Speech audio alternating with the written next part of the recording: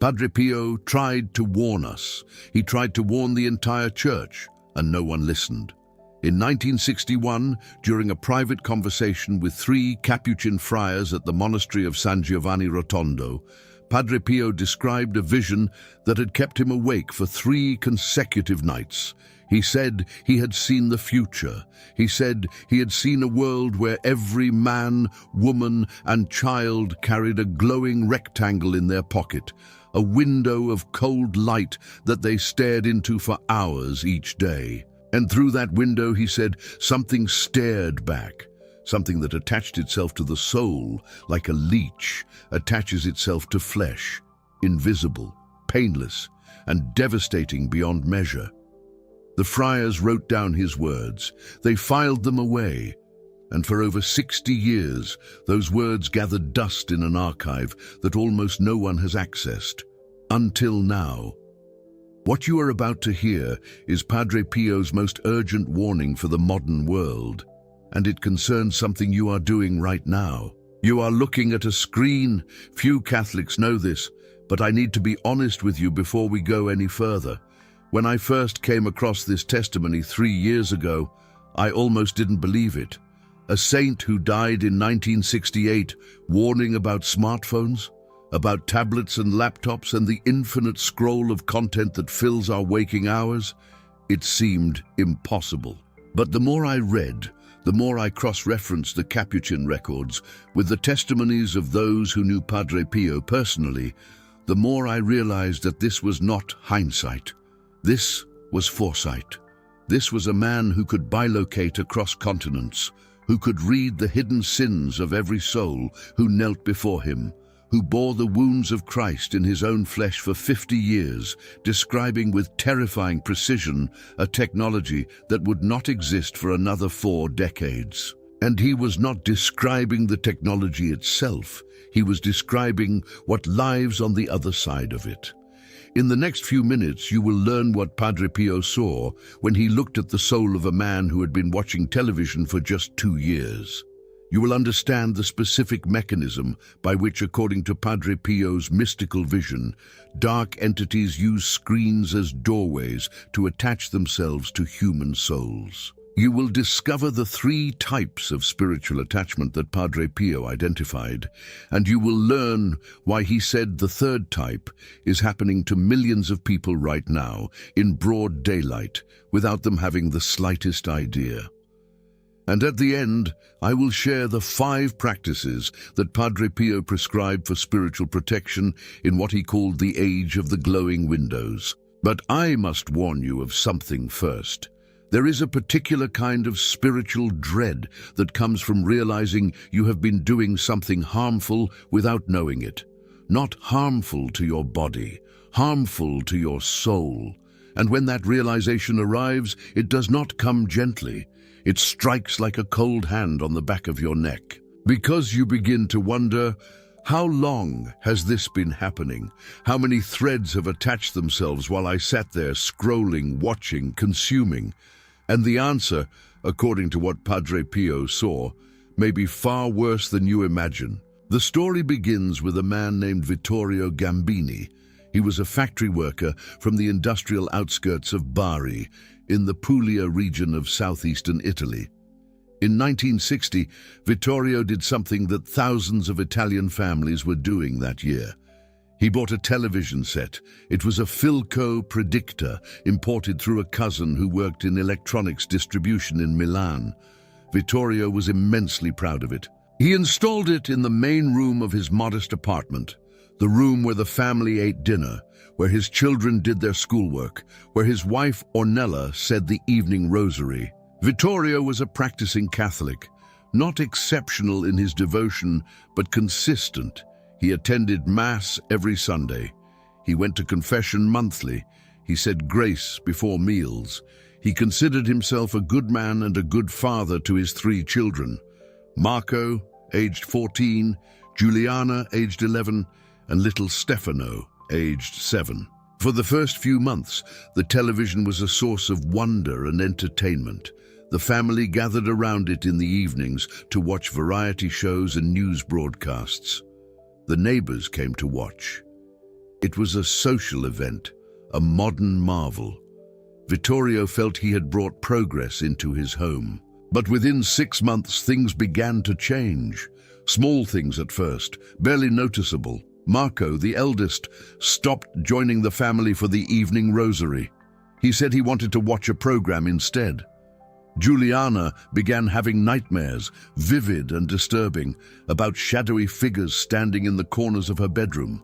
Little Stefano, who had always been a cheerful child, became withdrawn and irritable, throwing tantrums when the television was turned off. And Ornella, Vittorio's wife, a woman who had prayed the rosary faithfully every night since their wedding, began falling asleep in front of the television instead, the beads still in her hand, but the prayers unfinished. Vittorio noticed these changes, but he attributed them to the normal stresses of life. Work was demanding, the children were growing, his wife was tired. There was nothing spiritual about it. It was simply the pace of modern life.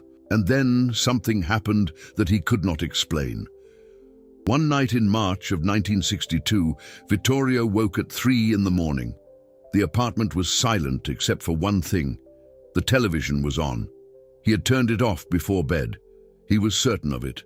But there it was, glowing in the darkness of the main room, its screen filled with static, that hissing, crackling white noise that Italian television broadcast after programming ended for the night. Vittorio walked into the room to turn it off, and as he reached for the dial, he felt something.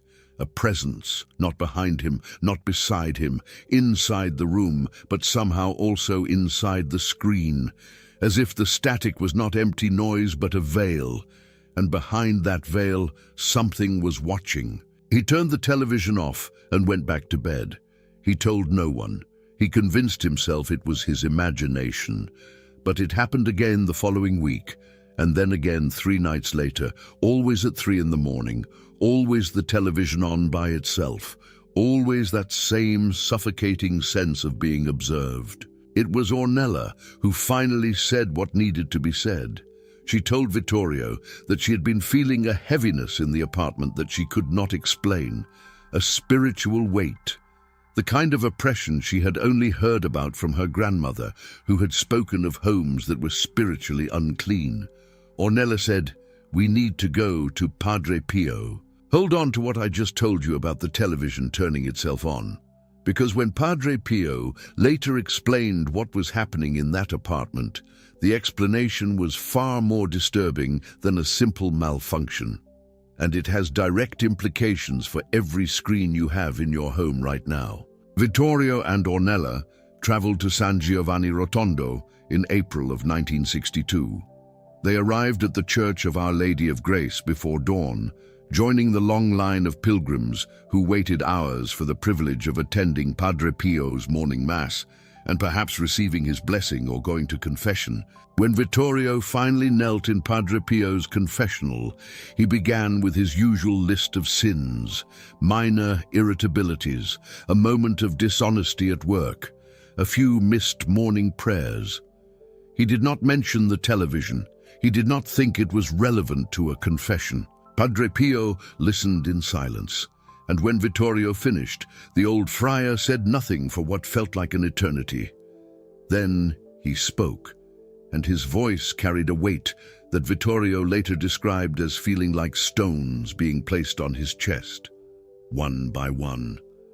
You brought something into your home, a window, and you thought it was a window that looks out. But it is a window that looks in. Vittorio's breath stopped. He had not mentioned the television. He had not mentioned the strange occurrences. He had not said a single word about any of it. Padre Pio continued, "I can see them on you. They are like threads, thin, dark threads that run from your eyes down into your chest and wrap around the place where your soul meets your will. There are 7 of them. 3 are from what you have watched willingly. 2 are from what your children have watched while you allowed it.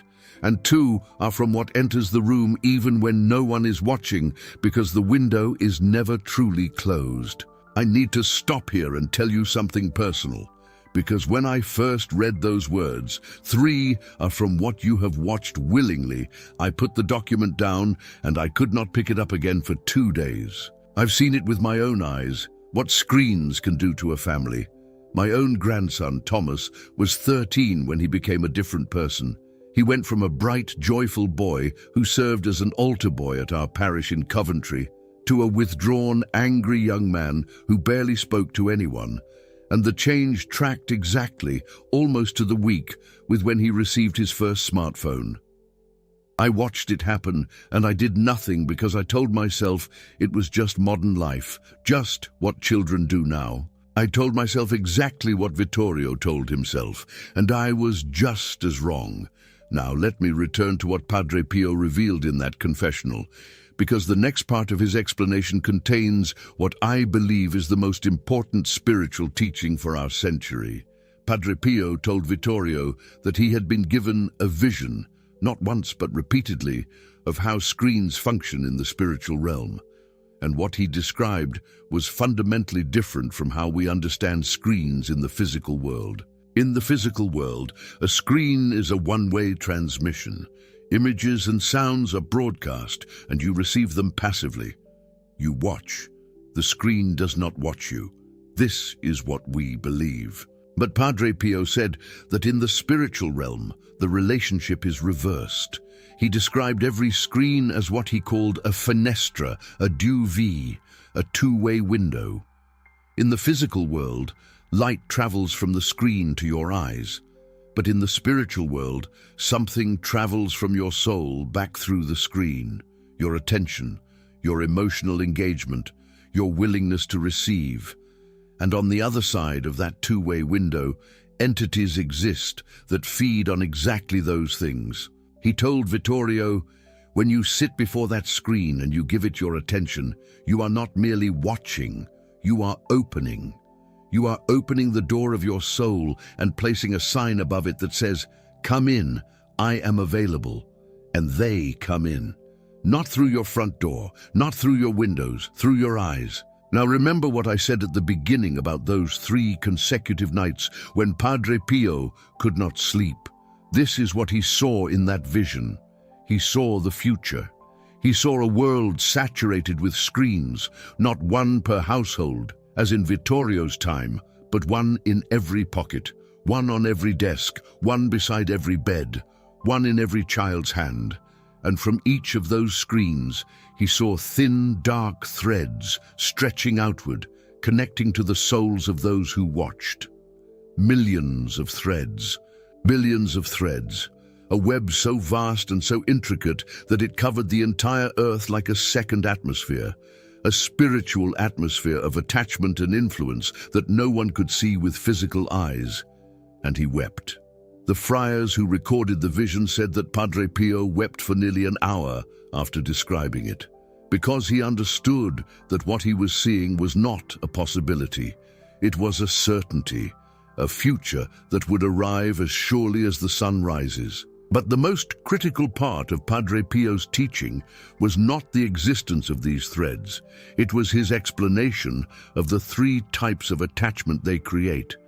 And this is where his warning becomes devastatingly practical for anyone alive today. The first type, Padre Pio called attaccamento volontario, voluntary attachment.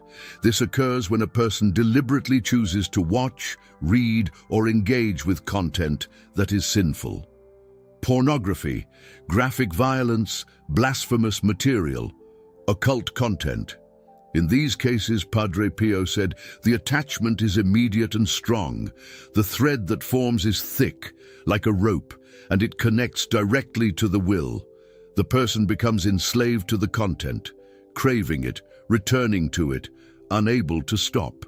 And through that thick thread, dark entities travel freely into the soul, establishing what Padre Pio called a nido, a nest. A place within the soul where they dwell permanently unless driven out through confession and sustained prayer. This first type is the most obvious, and most Catholics understand, at least in principle, that consuming sinful content is spiritually dangerous. But Padre Pio's warning extended far beyond the obvious.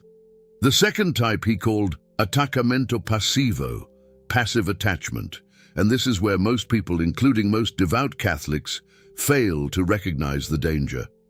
Passive attachment occurs not through sinful content, but through excessive consumption of any content, even content that is morally neutral, news broadcasts, entertainment shows, social conversations, sports events, cooking programs, even, and this is the part that shocked the friars, even religious programming. Padre Pio explained it this way: the human soul was designed by God to receive input from two sources, the physical world through the five senses, and the spiritual world through prayer, silence, and contemplation.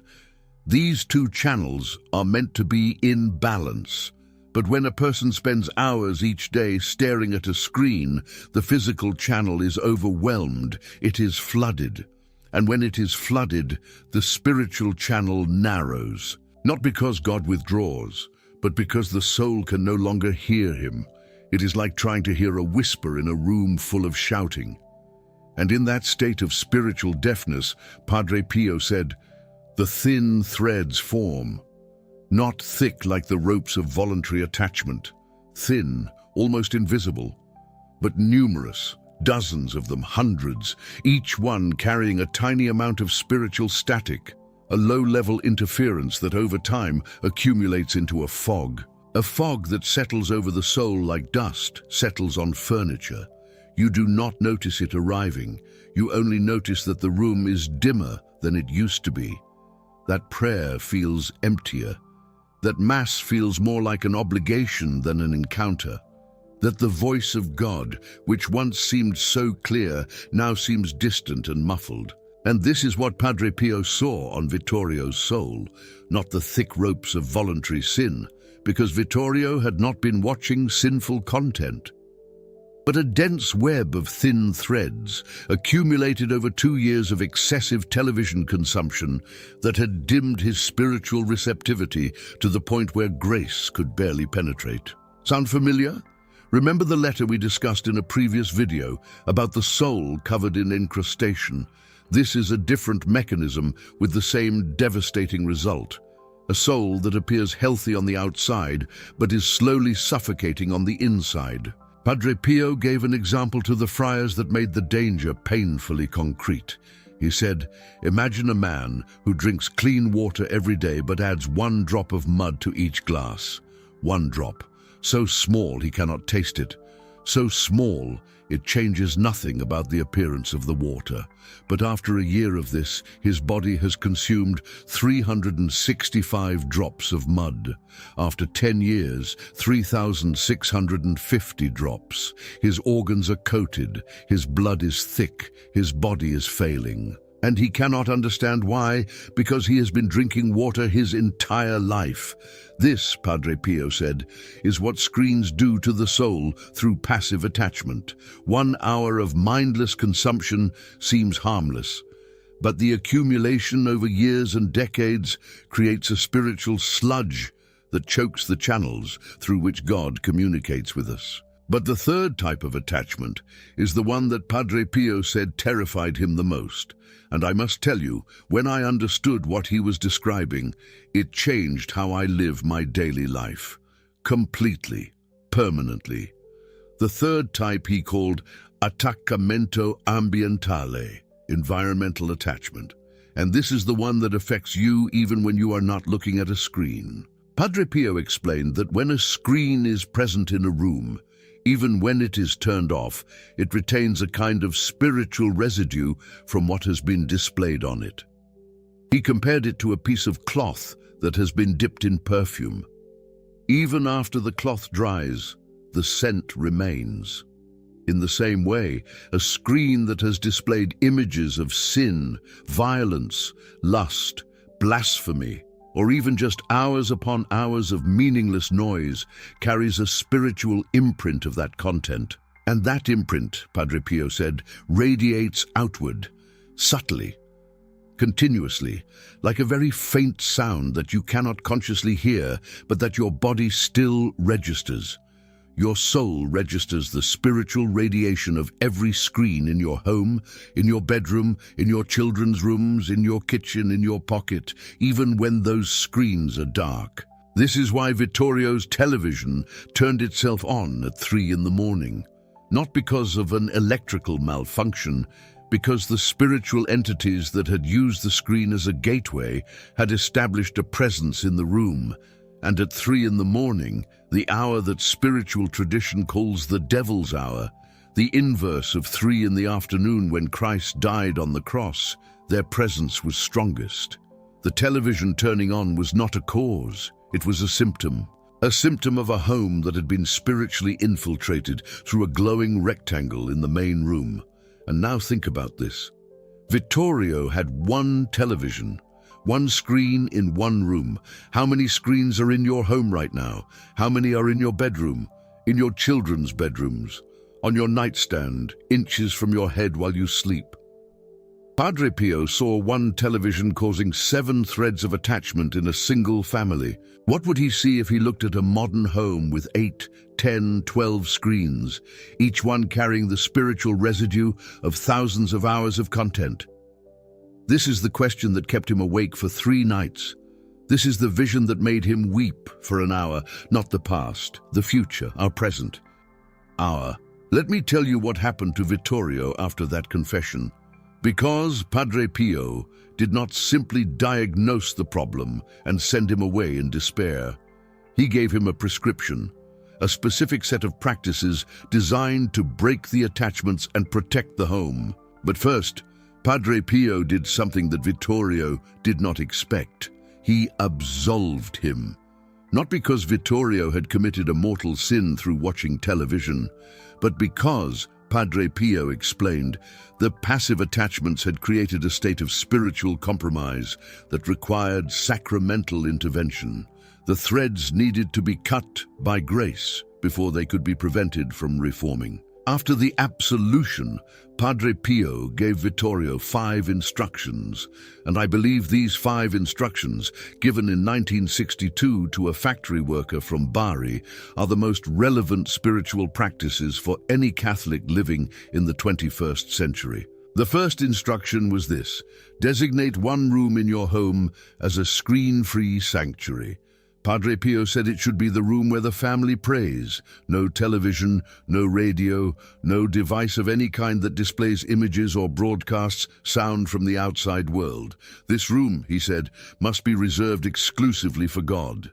A place where the spiritual channel is never competed with. A place where silence can do its work. He told Vittorio to place a blessed crucifix in that room, a small container of holy water, and a blessed candle. And every evening, before the family prayed, they were to sprinkle the holy water in the 4 corners of the room and light the candle, not as superstition, as a physical act of declaring that this space belongs to God and nothing else may enter. The second instruction was a daily practice Padre Pio called the custody of the eyes. He told Vittorio that each morning, before looking at any screen, before turning on the television or even glancing at a newspaper with photographs, he was to kneel and pray this prayer: Lord, I consecrate my eyes to you today. Let nothing enter through them that does not come from you. Guard the windows of my soul as you would guard the gates of your temple. Place your angels at my eyes, and let them turn away everything that would dim the light you have placed within me. This prayer, Padre Pio said, creates what he called a spiritual filter. It does not prevent you from seeing. It asks God to intervene between what you see and how it affects your soul. It places a guardian at the two-way window. The third instruction was a weekly fast from screens. Every Friday, Padre Pio told Vittorio, the television must remain off from the moment you wake until the moment you sleep. The entire family. No exceptions, no compromises. He said that just as the body needs fasting to purify itself, the soul needs periods of complete withdrawal from artificial input. He called it il digiuno degli occhi, the fast of the eyes. And he said that over time, this practice would do something remarkable. It would retrain the soul to hear the spiritual channel again, like a muscle that has atrophied from disuse. The contemplative capacity of the soul would strengthen each time it was exercised through the absence of screens. The fourth instruction concerned the children specifically. Padre Pio told Vittorio, "Your children's souls are still forming. The threads that attach to them are not like the threads that attach to you. Yours are threads of habit. Theirs are threads of formation. What enters through their eyes does not merely influence them, it shapes them. It becomes part of the architecture of their souls." He instructed Vittorio to severely limit what the children watched and to be physically present whenever the television was on. Not in the next room, in the same room, watching with them. Because, Padre Pio explained, the presence of a praying parent in the room creates a spiritual barrier that weakens the threads. A child watching alone is a child exposed. A child watching beside a parent who is silently praying is a child who has a shield. And the fifth instruction was the one that Vittorio found most difficult, but that Padre Pio said was the most important. He said, "Once each month, walk through every room of your home with a blessed candle and a rosary. In each room, pray one Hail Mary. And in every room where there is a screen, place your hand on the screen and say these words, 'In the name of Jesus Christ, I command every spirit that has used this object as a doorway to leave this home now. You have no authority here. This home belongs to God.' Then make the sign of the cross on the screen with holy water." Padre Pio told Vittorio that this practice would not destroy the screen or make it unusable, but it would sever the residual spiritual connections, the environmental attachments, and force the entities to re-establish their presence from nothing. And if done consistently, monthly, combined with the other four practices, it would over time create what he called a casa blindata, an armored house, a home that is spiritually sealed against the invisible invasion that screens facilitate. Vittorio followed these instructions faithfully. And what happened over the following months was, by his own testimony, nothing short of miraculous. Within 2 weeks of establishing the screen-free sanctuary, Ornella's prayer life returned to its former depth. She wept during her first rosary in that room, telling Vittorio that she felt like she had been underwater for 2 years and had finally broken the surface. Within a month of the weekly screen fast, Marco, the 14-year-old who had abandoned the family rosary, voluntarily returned. He told his father that on the first Friday without television, he had felt something he could not describe. A quietness inside his head that he had forgotten existed, a space where, he said, God's voice seemed to live. Within 3 months, Giuliana's nightmares stopped completely. They never returned. And little Stefano, the 7-year-old who had become irritable and withdrawn, became himself again. Cheerful, present, engaged, as if a fog had lifted from his young mind. Ornella told Father Domenico in Bari that it was like watching a wilted flower receive water. The life returned to her son's eyes in a matter of weeks. But perhaps the most telling change was in Vittorio himself. He later described it in a letter to a friend, a letter that was eventually donated to the Capuchin archive. He wrote, "I did not realize I had been spiritually deaf until I could hear again." The first Friday fast was agony. My hands reached for the dial 100 times, but by the third Friday, something opened inside me. I heard Ornella praying in the next room, and it was the most beautiful sound I had ever heard. I had been living with that sound for 20 years, and the television had made me deaf to it. He also wrote that his experience of Mass had transformed entirely. Before the practices, he attended Mass the same way he attended work, present in body, but absent in attention. After a month of the custody of the eyes and the Friday fasts, he found himself weeping during the consecration, unable to explain why, except that he could feel it now. He could feel the sacred reality of what was happening on the altar in a way that the spiritual static had prevented for years. The television turning itself on at 3 in the morning? It happened one more time after Vittorio performed the monthly blessing of the rooms, and then it never happened again. Now, I have shared with you something that I believe could transform your family's spiritual life.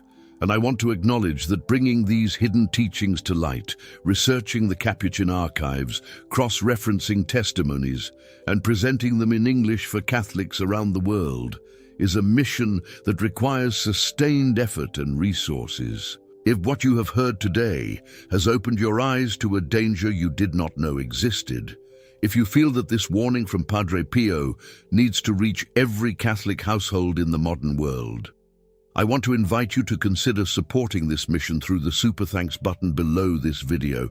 Padre Pio said that those who spread divine truth receive special spiritual protection.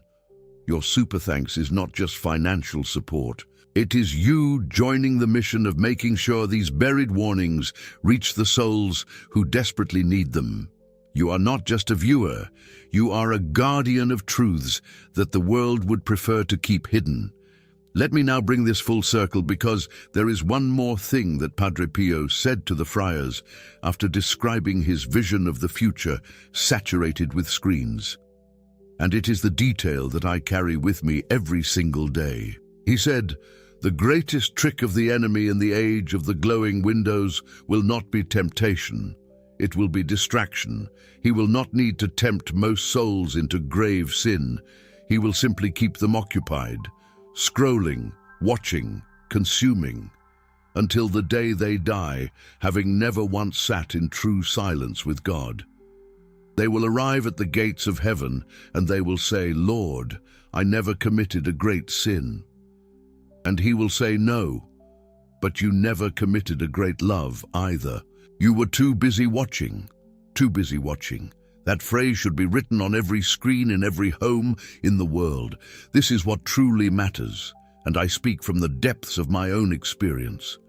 5 years ago, I calculated how much time I spent each day looking at screens. Between my television, my tablet, and my phone, it was nearly 5 hours. 5 hours. And my daily prayer time, 20 minutes. I was giving the screen 15 times more of my soul's attention than I was giving God. And when I realized that ratio, I understood for the first time what Padre Pio had seen in his vision. Not a dramatic invasion, not a spectacular possession, just a quiet, comfortable, daily erosion of the soul's capacity to hear the only voice that matters. I changed my life that day. I established a screen-free room in my home, just as Padre Pio instructed Vittorio. I began the custody of the eyes prayer every morning. I observed the Friday screen fast. And I can tell you, with the certainty of someone who has experienced the difference, that the change was profound. My prayer life is deeper than it has been in 30 years. I hear God in silence in a way I had forgotten was possible. And the spiritual atmosphere of my home has shifted from heaviness to peace. This is available to you too, right now, today. So here are the 5 practices, again clearly, so you can begin immediately. First, choose one room in your home and remove every screen from it. Place a crucifix, holy water, and a blessed candle there. This is your sanctuary. Pray there daily. Second, every morning, before touching any device, kneel and pray the custody of the eyes prayer. Lord, I consecrate my eyes to you today. Let nothing enter through them that does not come from you. Third, every Friday, turn off every screen in your home from morning to night. Observe the fast of the eyes. Fill the silence with prayer, conversation, and the presence of God. Fourth, never let your children use screens alone. Be present. Pray silently while they watch. Your presence is their shield. Fifth, once a month, walk through every room with a blessed candle and a rosary. Pray one Hail Mary in each room. Touch every screen and command, in the name of Jesus Christ, that any spirit using it as a doorway must leave. These 5 practices were given by a saint who could see the invisible world. a saint who saw our future with perfect clarity and wept because of what he saw. But he did not weep in despair. He wept in urgency, because he knew that the warning, if heard, if followed, could protect millions of souls from the slow suffocation that screens inflict on the spiritual life. The question is whether you will hear it, whether you will act on it, whether tonight, when you reach for your phone one more time before sleep, you will remember that on the other side of that glowing rectangle, something is watching you back. Padre Pio said, "Pray, hope, and don't worry," but he also said, "Be vigilant. The enemy is clever. He does not always come roaring like a lion. Sometimes he comes glowing like a screen." I want to hear from you now. How many screens are in your home? Have you ever felt that something was spiritually off after spending time on your phone or watching something late at night? Have you tried any form of screen fasting? Type vigilant in the comments if you are ready to take Padre Pio's warning seriously and begin the 5 practices this week. And share this video with every Catholic you know who has a screen in their bedroom. Because Padre Pio's warning was not meant for one man in Bari in 1962, it was meant for all of us, right here, right now, in the age of the glowing windows.